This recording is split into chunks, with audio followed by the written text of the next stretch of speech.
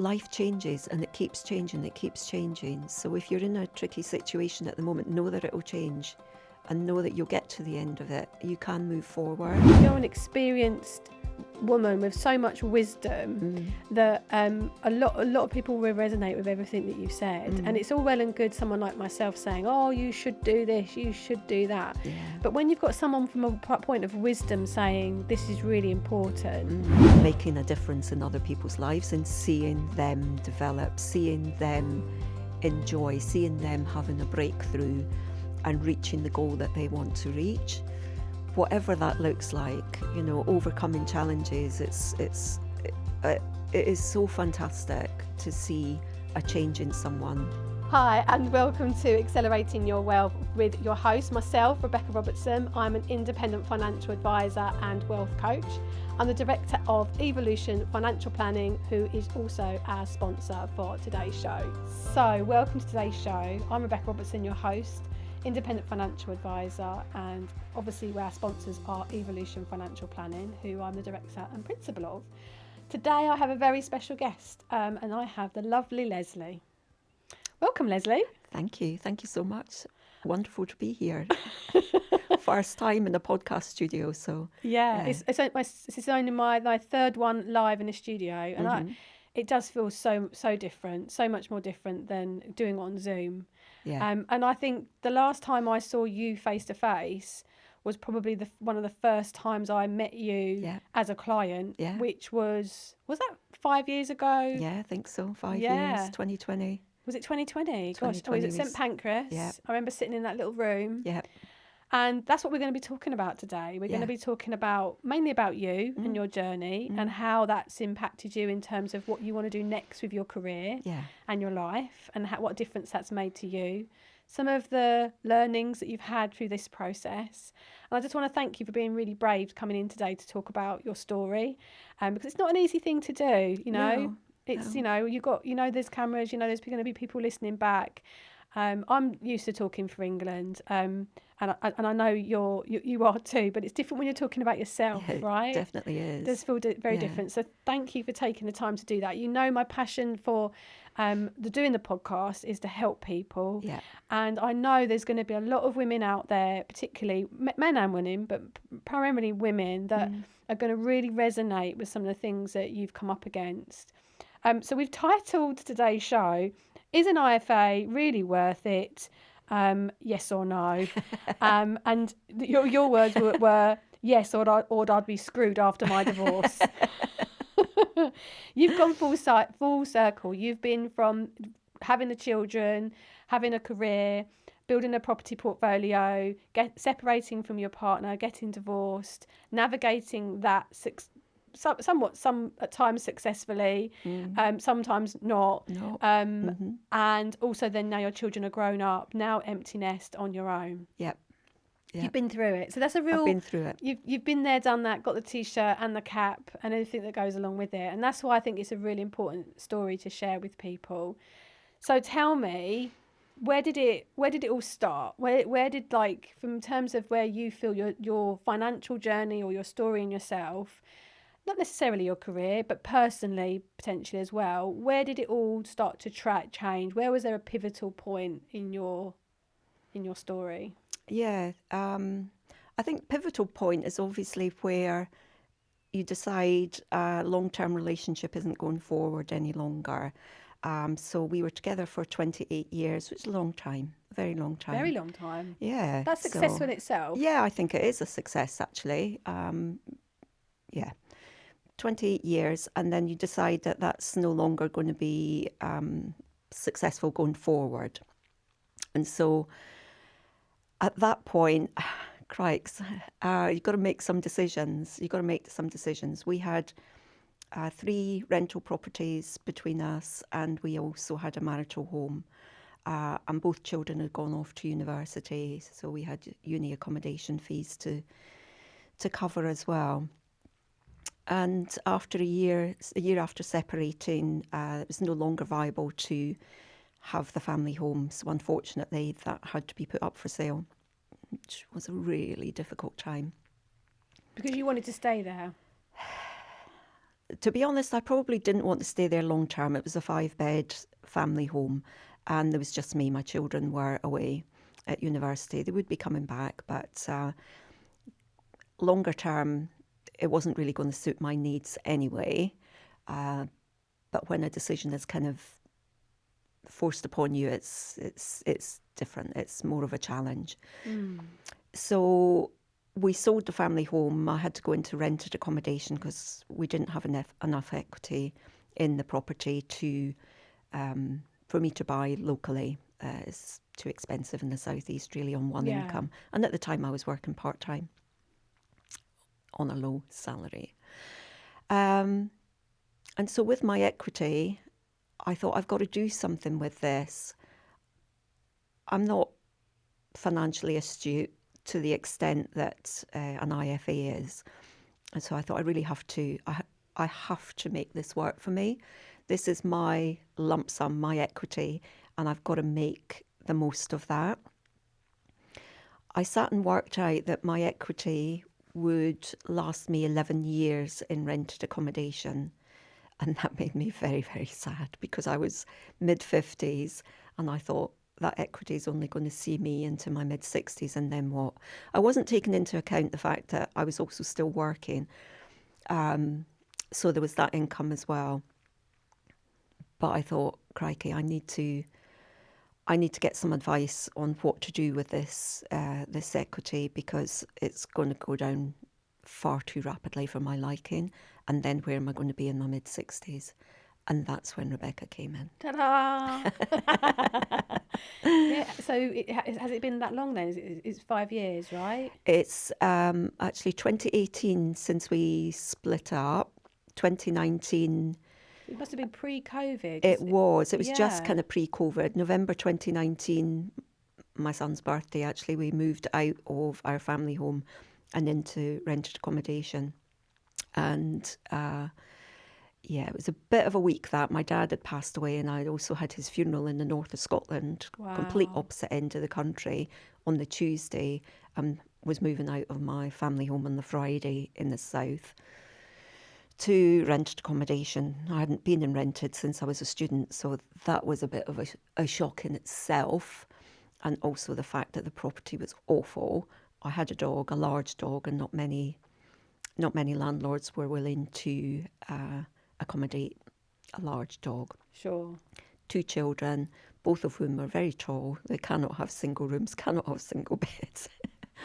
So, yeah, I had to rent this really awful place and spent a whack of money I remember that. doing it up. Yeah. Doing it up, because I planned to live there for 3, 4, 5 years until my children had finished uni, moved back, got themselves settled, got themselves on the right track.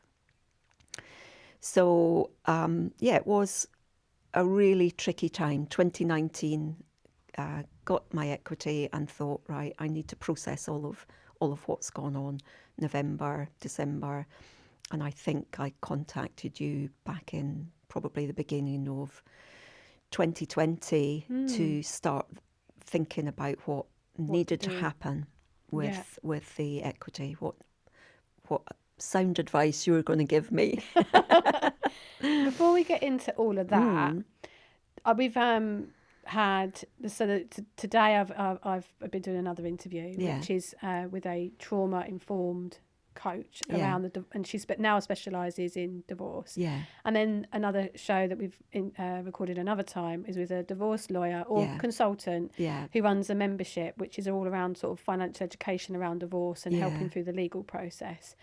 So for you, is there anything now that you would sort of say to somebody who's maybe going through divorce or been through divorce that is your big sort of learnings, of like any big no's or that you would recommend? Just, I mean, obviously it's your own personal experience as to everyone's circumstances are a little bit different. But anything sort of that if you was talking to a friend and you'd be like, what advice would you give? I would be asking, what advice would you give, and get that from a few different sources. I think the timing of mine wasn't great. So we separated, as I say, I think it was 2018. And I thought, and, you know, you get promises of what the other party will do, which don't always translate into reality. You take people on their word of what they will do. If you're a person who sticks to your word, you expect others to stick to their word. And, things change, people's views change, people move on, and they don't necessarily have the same concerns for you as perhaps you have for them, or keeping things smooth. So safeguard yourselves, ladies and gents. Safeguard yourselves and make sure that your interests are at the heart of everything, because that will translate years down the line, as I know. When our house sale went through, as I say, there was a lot going on for me. And then moving into 2020, COVID hit. We weren't divorced by then. COVID hit, and my ex-husband started the divorce proceedings during COVID. You really couldn't get anyone to talk to at that time. It was really quite difficult. So many places were closed. You couldn't actually go into a solicitor's and talk to anyone. I did have a conversation with a divorce lawyer over the phone in the street whilst carrying my shopping, because that was the only time she could speak. I couldn't go and see her. It was really very difficult. And as I say, I was a person that, you keep your word, you just keep divorce lawyers out of it, because that's a massive expense. If you can just agree it yourselves and stick to that agreement. I don't know if I'd do that now because, not everything is, not everyone keeps to their word and is as fair as you think they might be. And like you say, circumstances change, Yeah, right? circumstances change, people's lives change, their incomes change, your incomes change. But you didn't have a, what they call a clear cut, like a clean break. No, we didn't. I didn't even know that was really a thing, if I'm honest, because during COVID it was so difficult to talk to anyone, to get any advice. You just get an email saying, divorce is instigated, you've got 7 days to respond. And it's like, okay, I couldn't even respond because the IT system wasn't working that great. Within the timescale, you've got no one to talk to. It was a difficult time. And can you challenge divorce? I don't want to be divorced. I didn't get married in order to get divorced. But yeah, life moves on, and it's for the best anyway. and you're happy now? Oh, totally. Yeah, absolutely. It does take a few years. You're talking about your previous podcast, client podcast interview. Yeah. Trauma. It is traumatic. Getting divorced, selling your home, losing a parent, all of these things, and kind of all together, it is traumatic. And it does take time to get over that. I've had counselling 3 times actually. Once before my husband left, we stayed in the same house for about 4 months because my son was doing his A-levels. We didn't want to disrupt that, so as far as I'm aware, he didn't know that we'd actually separated, but we're still in the house. So I had counselling then. I had counselling within the year of separating, and then I also had counselling again. I think it was about 3 years, maybe 4 years after divorce, because that's when the trauma really kicked in. But I'm all good now. Good. I'm all good now. And what did that counselling do for you? I think it's getting an objective view. The first 2 counsellors, I wanted a particular type of counsellor, which the third person was, because I've got great friends, very empathetic friends. I've got great friends who've also been through divorce. We've helped each other along the lines. And I didn't need just a listening ear from an empathetic counsellor. I needed a counsellor who had experience with a specific type of personality, because that's what I felt I was dealing with. So that they and would had been challenge dealing you? with. Is that what you mean? So they would like be able to navigate you? They knew the type of personality and the traits of that type of personality. Okay. So they could validate what you'd gone through, that you Okay. weren't kind of nuts. I understand what you're saying. Yeah. Yeah. Okay. So it's more about someone understanding the broader spectrum of where you're coming from. So you're not, you're probably not thinking that you're going mad and you're imagining these things, and they're not just maybe always just agreeing with everything you're saying, but helping you navigate through that. Yeah, and just, and to kind of explain that that's actually not normal. Okay. Not normal. Okay. Yeah. When you've been in a relationship for a very long time, You don't know. your You don't your know. normal is your normal. Yeah. You don't know what another type of marriage or relationship is like. You just have that one view. Got it. So now looking back, and obviously we've been working with each other for at least 5 years now. Yeah. What do you back then you felt, I don't know what to do with this money. I'm in rented accommodation. I don't know what's coming yet. I don't know what my financial future is. Yeah. Fast forward to now, how do you feel now?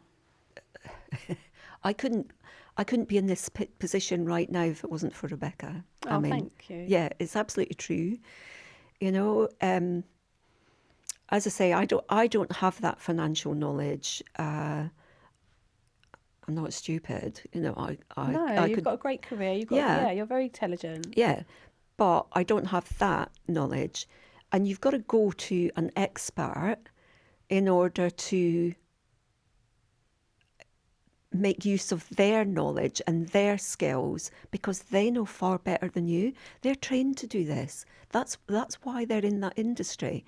I'm in a completely different kind of industry. I'm in careers development, skills. That's what I do. That's my niche. And I can help people. And I do help people massively within this industry. But I couldn't advise anyone on finance. I could surface level, go there for a 6% interest or there for a 5% interest, whatever. But the longer term view, how to make your money grow and how to secure that for your future, I couldn't have done that myself. I could have played with it. I could have lost that money or made very little.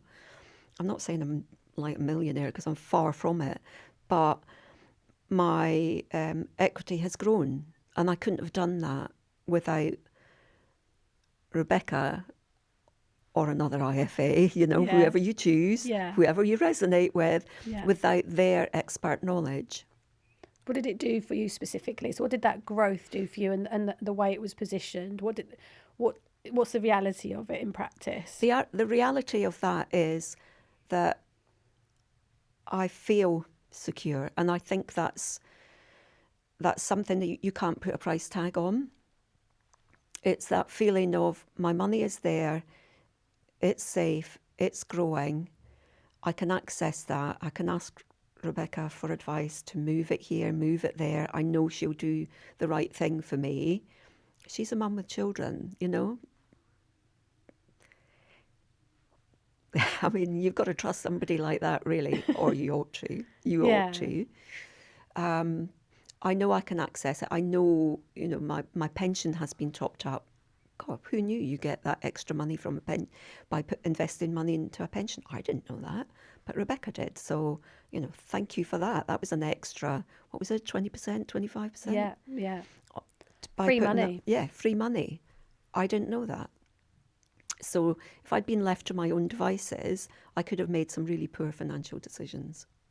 So what happened next when it came to renting and then not buying your own place? What's the process, and what's next for you? Yeah. So we were fortunate. We become an accidental landlord many years ago, way back in financial crisis in 90, whenever that was, 96, 97. 97, yeah. 97, was it 98, 97? around there, yeah. In fact, I think it was before that.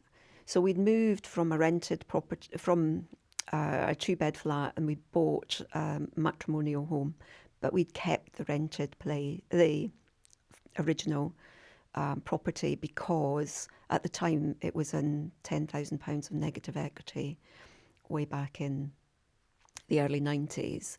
So we became accidental landlords because we didn't want to give that money away. And we rented that place out. I had a background in housing. I'd worked in homelessness for 7-8 years, so I knew the housing legislation really inside out. So it was really easy and natural for me to then take on being a landlord, because I knew what to do. I interviewed hundreds of landlords and tenants over the years, so I knew.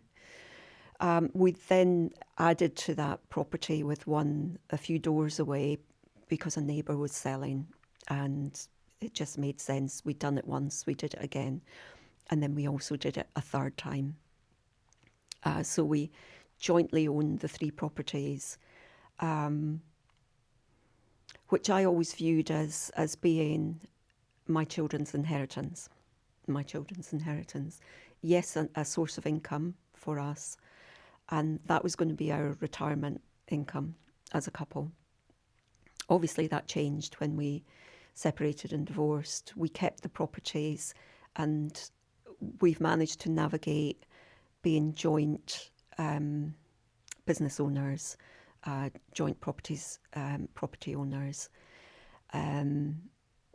I wasn't able to buy in the place where I live, as I said, because the equity wasn't great, or wasn't enough, should I say. It is great, depends on where you live in the country, really. You know, if I was living back in Fife, where I'm from, I could buy myself a nice 3-bed house with a garden, etc., etc. But in Hertfordshire, it's not really the same. Property prices are far higher. And so I was renting, didn't get on with my landlords at all. They were stereotypical landlords that I would have avoided at all costs had I had other options. But as I say, I had a dog. Lo and behold, January 3 years ago, one of my tenants who'd been in the original property that we'd lived in decided that she was going to move in with her partner, and they were going to move to a house rather than a flat. And she'd been there 10 years. I would never have asked her to leave, because she had her child in that property, and that was his family home, the place where he was born and grew up. But she decided she was leaving, and I thought, oh my goodness. By this stage, both my children were at university. My dog had passed away 2 weeks previous. I didn't have that tie, so I could move into my own rental property. 2-bed. I had the 2 children. They were at uni. When one of them came home, when both of them were there, actually, I would sleep on the sofa bed in the lounge, so they could have a bedroom each. We made it work. We've still got 3 properties, 3 joint properties. It's not been without its headaches. You know, as a landlord, it's not easy money. It really is not easy money. It's property management, but I've done it for a very long time. Interest rates go up. You can make 0 money. We had to invest a lot in upgrading the properties after we'd separated and divorced, because we really hadn't spent much money on them for a while. So there was a lot of investment went in. Yeah, it was a tough time. And so you're still in the rented, one of your own rentals now? Yeah. And that's the long-term plan? I don't know what the long-term plan is. I always ask you this every year. If I'm honest with you, I know you do. I always think you're going to move back to Glasgow. Edinburgh, sorry. Yeah, longer-term plan, it really suits me for the moment. It's town centre. I've got friends now who live in the development. We've got a nice little thing going on. It's a minute to the high street, 6 minutes to the tube station, 2 bedrooms. My son lives with his fiance now. They've bought their first home. My daughter is working out what her next steps are. So for the moment, it suits my needs. I've always thought, like, you're moving sort of, how many hundreds of miles away from the network of everybody that you know. I find that a lot of people make those kind of decisions. Often, maybe they're in not the best place at the time. When you've said that to me, that I know you've always had like something else going on, something quite traumatic else going on, or stressful going on. Yeah. And it's almost like I'm just going to sell up and move away, and trying to sort of get away from it all. And it doesn't really change the circumstances. I mean, is there a situation where, if you were back in the divorce situation, you were doing the financial agreement, would you have carried on with the properties? Do you think you would have just sold them all and taken your share, or kept one and just walked away and had a clean slate? Do you think you would have, now looking back, you'd rather have done that? Do you know what, Rebecca? You gave me that advice. You gave me that advice a long time ago, and I didn't heed that advice. I thought, my word is my bond. This is what the plan is. This is what we've agreed. I stick by that. Goalposts move sometimes from other people's perspectives. Their lives move in different directions, and their thoughts sometimes change. So would I have sold up? I think it's a really difficult question, and I think it's a really difficult thing to expect people who are divorcing to decide on at that point in time. Because from what I understand, if you sell up within a year of separating, I'm not sure if it's separating or divorcing, then you don't pay capital gains. But that's a really tough ask. It's a lot to do in one go. It's a lot to do, to think about navigating life as a single person, sorting out your finances. As I say, I was an empty nester. I was going into rented. I was, dad passed away, menopause, various job roles changing, not necessarily for the better, to think, what is my best option, what's right for me right now? Hard. It's a really hard thing to do. That was 3 properties and a marital home. To think about, can we sell all of this, and do we want to sell all of this? Because also it is an additional source of income. It's an additional, if we'd sold all of those, I wouldn't be living there now. And it suits my needs at the moment. So it's hard to give that kind of... It is really hard, like having a crystal ball. Yeah, exactly. But unfortunately, people are expected to do it. They are expected to do it, and great if they're of that mind. Yeah, I can handle all of that right now. I couldn't handle all of that, and as I said, that was always children's legacy. It was always something I was going to leave them. It's always an additional source of income. It's also a bit of security. So now looking forward, for retirement, and let's just say you stay in the property you're in. You maybe the other properties are sold and the mortgage is cleared and it becomes yours, and you stay there as a scenario. Or they carry on with the situation you're in. You're still got the joint rental income coming from the other properties, which you split between you, and you carry on as you are. Obviously, you're working, but retirement's around the corner for you. It is. I might not look it, but it is. But it is. It's sneaking up really quite quickly, actually. 1 year goes into another year. I'm having fun. I'm doing lots of great things. I've got a great life, a great social life. I've just been to Bali a couple of weeks ago. You're always jet setting. Yeah.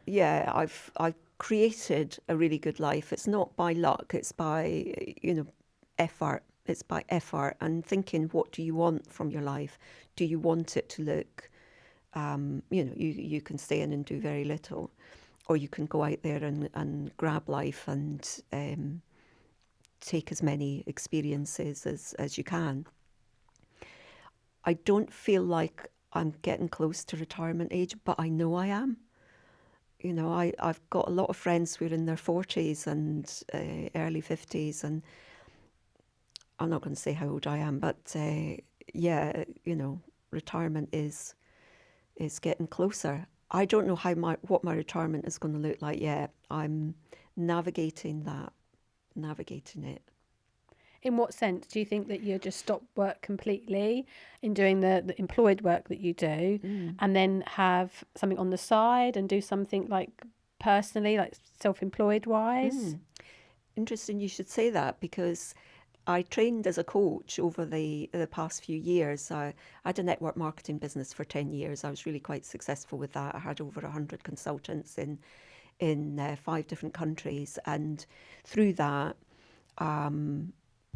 leadership and training skills and coaching. And I'd done coaching informally for quite a long time. And I thought I really would like to formalise this. So, I don't know how many years ago, 8-9 years ago, I thought I'm going to put myself on a course. I'll do one that's renowned, world renowned, rather than just a weekend thing that you can do online. That's really not going to cut it. So I did a coaching diploma, coaching certificate actually it was, with Warwick Uni. I thought everybody knows Warwick University, so that, you know, that stands you in good stead. I continued coaching, and I thought I want to advance. I want to advance my skills and knowledge. And so my workplace had an apprenticeship scheme. So I actually trained through the apprenticeship scheme over a couple of years, level 5 coaching professional. And I got a distinction. I was super proud of that because I put an awful lot of effort into it. I thought, yeah, I want to be as good as I can be. So I do that anyway. I coach people. I've been in the careers field for a very long time. And so I coach people in career development. A lot of it boils down to self-esteem and confidence. But I tend to focus on careers development because that's my strength. As I'm heading towards retirement, I recognise that this is, again, a new chapter in life. And so my next stage, if you like, is retirement coaching, because it is such a massive change in people's lives. You know, going from your identity, your work identity, and a huge proportion of your life being wrapped up in that identity, to what's next. And that, you know, it's a little stage of grief for what has passed, but excitement for what is to come. What does your retirement look like? What would you like it to look like? And I can hold you accountable for that. So what do you want yours to look like? I want to continue having fun. I want to be active, out there talking to people. I want to visit lots of places around the world.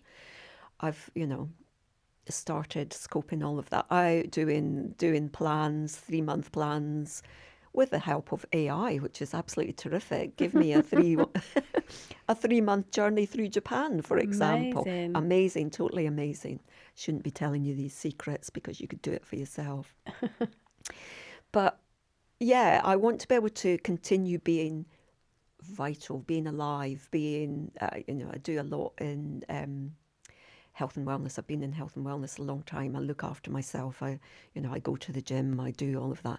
But I really love making a difference in other people's lives and seeing them develop, seeing them enjoy, seeing them having a breakthrough and reaching the goal that they want to reach.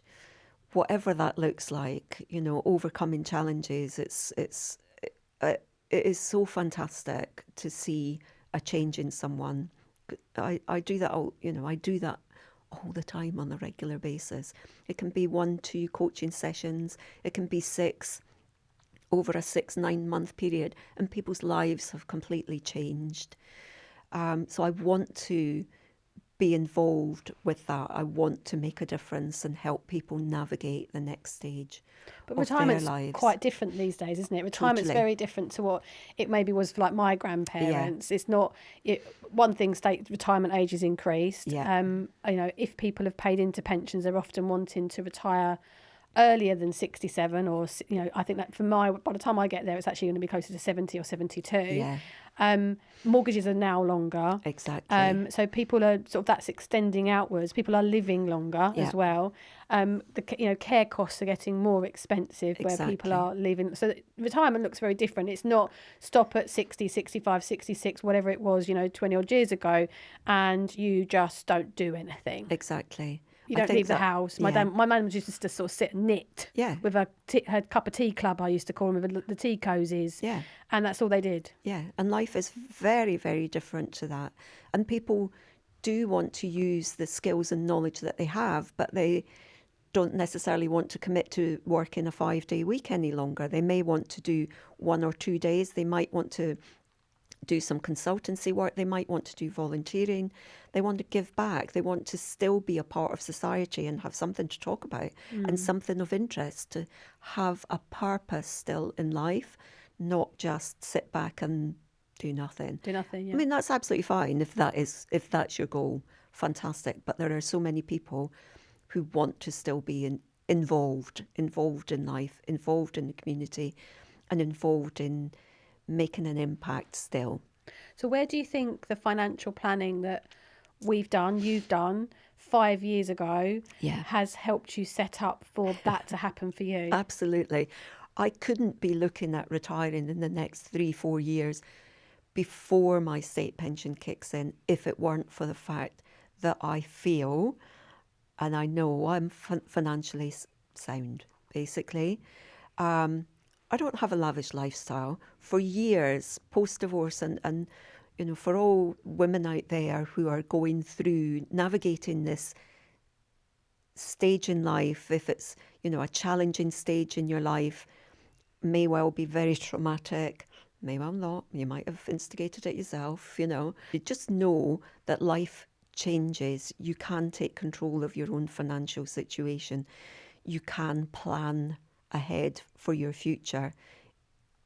There's been times when in my marriage we've been so skint that I've had my card turned down in supermarkets before, and it's been hideous. But as a single person and having had financial advice, I don't have that problem anymore. I don't have someone else's expense, someone else leading their life the way they want to lead their life. I'm in control of my own financial situation. I never get my card turned down. Never. It's wonderful. And a lot of that success is down to, you working hard in your job, increasing your hours. There's been lots of cutbacks in your over the last few years, redundancies, contracts renewed. Yeah. You've done that. I've done that. I have. That's I've you. had to That's take not control. me. That's you. No. But that's also then you not abdicating to somebody else. That's you taking control of your own finances and your own destiny. Yeah. Is there, before I ask my next question, just what is it about the security that my investment advice is giving you? What is there sort of one thing in that is it just the growth? Is it the fact that it's growing and it's doing well? Is that what the security it gives you? I know I could pay my mortgage off. I know I could be mortgage free. Right. Yeah. What a feeling that is. Okay, it's a small property. It's a small property. It's not what I envisaged. My whole life at the moment isn't how I envisaged it, but it is what it is. And you can choose to take a back seat and let life happen around you, or you can take control of that and make it work for you. I have the choices to go off and do all the things that I would like to do in life because my financial situation is sound. And as I say, it's just a small property, but it's mine. It's yours. It's mine. Yeah. And I can do with that what I want to do with that. And if that means I sell up in 5-10 years' time and move back to Scotland, move to another part of the country where I can afford maybe something a little bit larger with a garden. You know, I don't have a garden, but I also don't have to do any gardening. But yeah, it's, you know, it took, for those going through a difficult time, it took me at least 5 years of scrimping and saving and being frugal to get through all the debts that were joint debts, putting children through university, upgrading the properties that we had. It took over 5 years to get that clear. But life changes, and it keeps changing. So if you're in a tricky situation at the moment, know that it will change and know that you'll get to the end of it. You can move forward. Okay. So if you were talking to, you know, looking back, and you were going to, you know, the audience were 20 years old, and maybe you were in that audience, what would you say to your old self, or what would you say to your daughter, or what would you say to, I don't know if you have any nieces, or nephews, what would you say to a younger version of you as towards, you know, these are some of the things, Lesley, that you should or shouldn't be doing in your future? What advice would you give to others? Yeah, well, I gave that advice to my children. After we'd separated, we're in COVID, you know, like, right, okay, we've got time. We can sit and think about things. I set up children's bonds for my children way back when they were about 6, something like that. It was something like £20 a month. But over 15, 20 years, that amounted to a reasonable amount of money for them. I'm so glad that I did that. So if you're a mum with younger children or a dad with younger children, do that. Do something that will impact your children's lives once they get into their teens, 20s. You've got a nice little sum of money growing there for them. During COVID, had conversations with my children. We set up Help to Buy ISAs. Took the money out of those, obviously, when it didn't really work out, but Help to Buy ISAs. My son started I think it was Vanguard account, and his girlfriend started, now fiance, started a Vanguard account, started saving. My daughter has an ISA. You know, it's like, let's just get that financial education started in their early 20s. I don't want them to reach, like I did, to my mid-50s. I'd worked many years in part-time roles because that fitted around my children. You know, I'd had a good income, and then children, you take a back seat, you take a step down. I worked in schools jobs, and whilst it's very rewarding, the pay was awful. And so your pension takes a drop, your income takes a drop, your savings take a drop. And then if you get divorced, where does that leave you? You've had 10, 15 years of a much lower income, much lower pension contributions, and much lower savings. What would you say to your daughter or your son's fiance, wife? Yeah, exactly. What would you tell them to do? Get money in a pension. Make sure that you have equal amounts to your husband, your fiance. If you're in a relationship, if you're not in a relationship, see an IFA. Just come and talk to Rebecca. Make sure you safeguard your future from your 20s upwards, because you know pension age, as you rightly say, is going to increase. And if you don't want to be working until you're 70 plus before you receive your state pension, if you don't want to be working till that age anyway, you need to be investing. The growth, the compound growth will be incredible if you start in your 20s.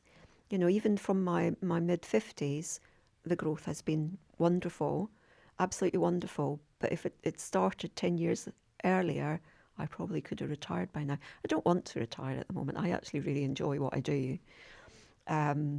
We're giving you the option if something Give happens you at the work, option. or you might invest in something else, or start a new career of some description. So would you have had that time off, do you think? Would you have taken that time out now as a mum? Are you glad that you took that time For sure. out? I wouldn't change that. I would absolutely not change that. That's, for me, worth more than a career, worth more than the career that I had. What would you navigate differently if you wanted to still be that sort of stay-at-home mum? What relationship or questions or things would you be saying to your partner?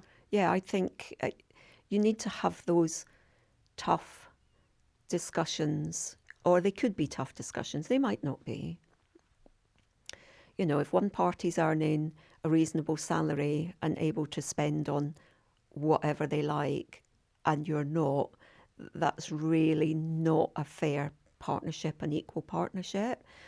As a stay-at-home mum, I also did the bookkeeping for my husband's business, and whilst I never actually got any income from that, it would have been nice, I guess, if there was money gone into a pension for me at that time. Yeah, there's a pension allowance. Even if you're not earning, there's still a minimum amount you can pay in. I mean, we did pay national insurance contributions, so that's terrific. I have got that covered. At least I have a state pension. So make sure your NI contributions, if you're taking a step out, that you're actually making your NI contributions so you do get the full state pension. There are people from years back, my aunt included, that don't get the full state pension because they're NI. It makes a big difference. You'll be surprised actually, as a pension value, overall value, how much a state pension really is. Yeah. So just we're coming towards the end of our chat now, and I've really enjoyed you sharing your story. There's so many nuggets in there, so much about navigating relationships, navigating being a mother, career, property, divorce, retirement, empty nest. You said before, I haven't really got a lot to share. Why do you want me to come and talk? Oh, that's because you're an experienced woman with so much wisdom that a lot of people will resonate with everything that you've said. And it's all well and good someone like myself saying, oh, you should do this, you should do that. But when you've got someone from a point of wisdom saying this is really important, so thank you for coming in and sharing everything that you have. And we called this podcast is an IFA really worth it? So obviously you said yes, otherwise you'll be screwed after your divorce. But I also think it's really important to have just someone to bounce ideas off and someone to share ideas with, so you can go, okay, well, should I do it this way? Should I not do it that way? And it might not be that an IFA will give you all the answers, but I would hope to think most of us in the profession want to point people in the right direction and give people good guidance around how to navigate tricky situations, big life-changing events that happen. Absolutely.